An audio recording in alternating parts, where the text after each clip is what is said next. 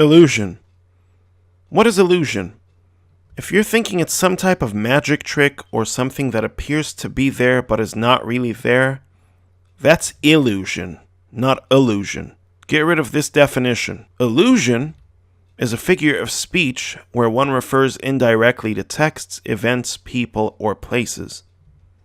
It is left to the reader then to identify what the illusion is referring to. It also gives an extra or deeper meaning to a sentence. That's why it's a figure of speech.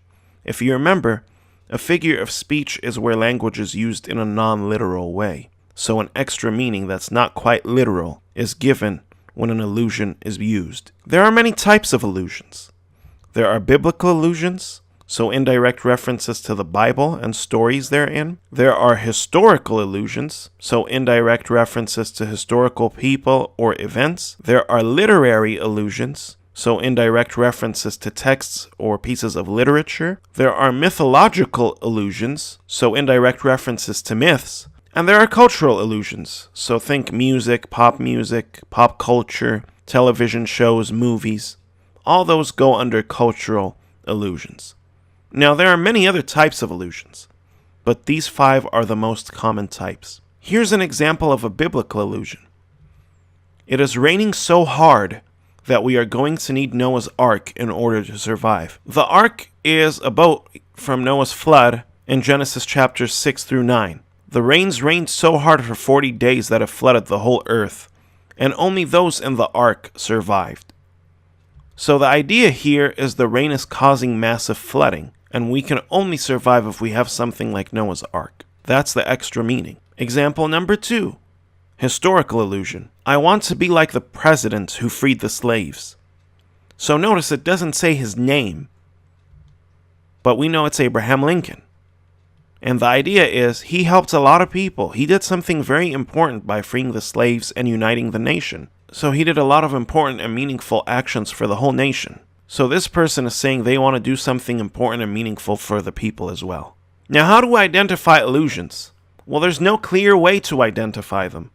However, in some instances, you can identify clues and phrases that you can look up.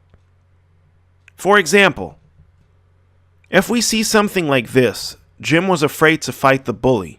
He was a real Goliath. Well, that's a clue right there.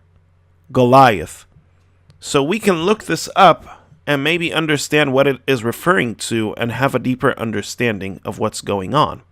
So we can go to Google. So if we Google what is a Goliath, well, we get a result here on the right hand side. It says Goliath of Gath is the biblical giant defeated by the young David in the book of Samuel. So we know it's a biblical illusion. If we go here,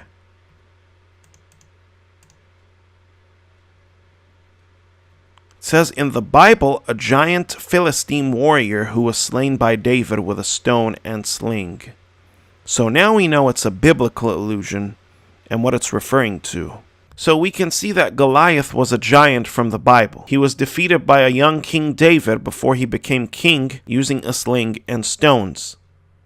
So what we can understand here, it means the bully is very tall and strong because Goliath was the same way. That's the extra meaning.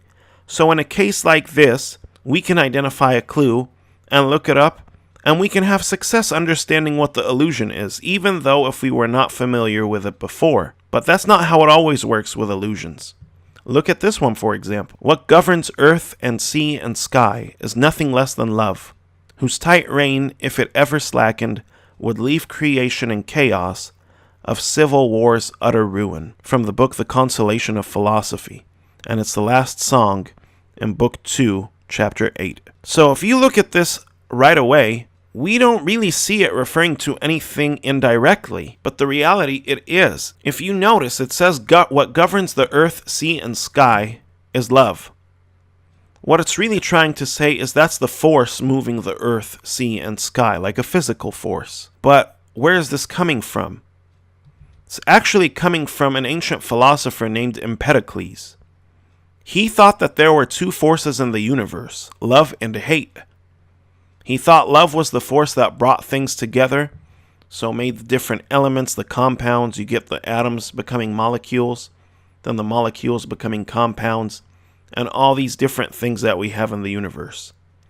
That force that brings them together is love. That's what he thought. And he thought hate was the force that separated things, that broke compounds and molecules down into small objects and then became useless. We know differently now using modern science, but that's what he thought. So this poem, this song, is actually a literary illusion. It's referring to the works of Empedocles. Notice here, read it again, based in the light of that understanding. What governs earth and sea and sky is nothing less than love, whose tight rein, if it ever slackened, so it got lazy, did not do its work, would leave creation, that's the whole universe, in chaos of civil war's utter ruin. Because then the hate, the destructive force, would cause all things in the universe to fall apart. So it's like a civil war. It's like the universe is acting against itself. So this one is a really difficult illusion to recognize, because most people have not read Empedocles the philosopher, or are familiar with his ideas.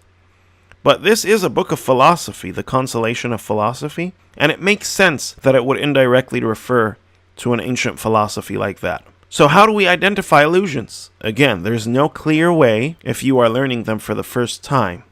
Except you need to know your culture very well. And you need to be well read. Not having the above will make it very difficult to identify illusions. You have to have a very large background in order to do so. So if we look at this example, Bob was a real Scrooge. Quite a few of you are recognizing where this is coming from, because you're familiar with this book called A Christmas Carol, because you've probably seen a movie version of it. Scrooge is the main character in that book, and he's very greedy. He doesn't even want to give a dime to people who are in need.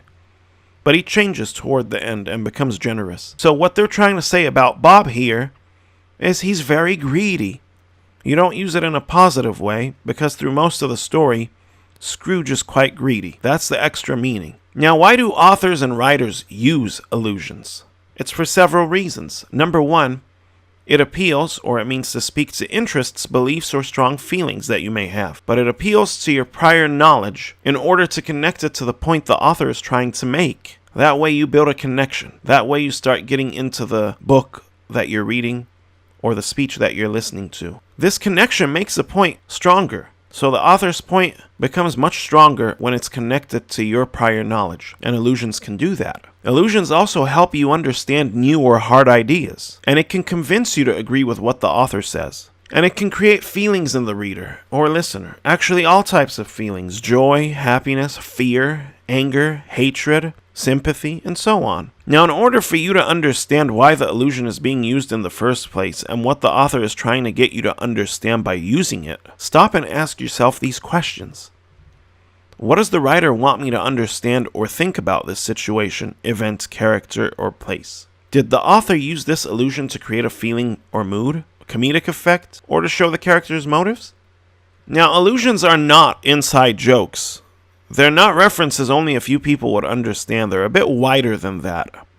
They refer to biblical, or historical, or literary, or cultural, or mythological themes, people, or events. Those are very widely known. They are not inside jokes. They are things that are written down, or filmed, or so on. Here's an example from mythology. Gambling was his Achilles' heel. Achilles is the hero of the epic poem The Iliad, which is the prequel to the Odyssey. Achilles was a half-god, half-man, and he was invincible because he was dipped into a river. When he was dipped into the river, every part of his body that was dipped was invincible. But his heel was not dipped into the river. What happened in the poem? He got shot in his heel with an arrow, and he died because of that. He bled out. So saying something is an Achilles' heel is saying it's its only weakness. So this person who's gambling will bring himself down. That is his Achilles' heel. That is his flaw. That is where he can be hurt. So gambling will bring this man down. Trivia. Well, the word illusion is a Latin word, which means to hint or to suggest. Because, since an illusion is indirect, it hints at another source of information while not stating what that source is. It suggests it to you. It hints it, makes you think to look elsewhere. It gets you to think. And if you're familiar with it, you'll figure out what it's alluding to. One last example. When you are angry, do you become a big green monster? And most of you have noticed what this is referring to. It's referring to Dr. Bruce Banner, who becomes the Hulk when angered. The idea that it's trying to get across is that the person asking is wondering if you become very violent when angered. It is a cultural illusion because it's referring to comic books and movies. It gets an idea into you that's kind of comedic at one point, but also kind of confusing at another. Well, I'm not that angry, but it makes a connection. It makes things very clear to you because you are familiar with the Hulk and how he can become very destructive when angered. For more videos, click here. Thanks for watching. Until next time.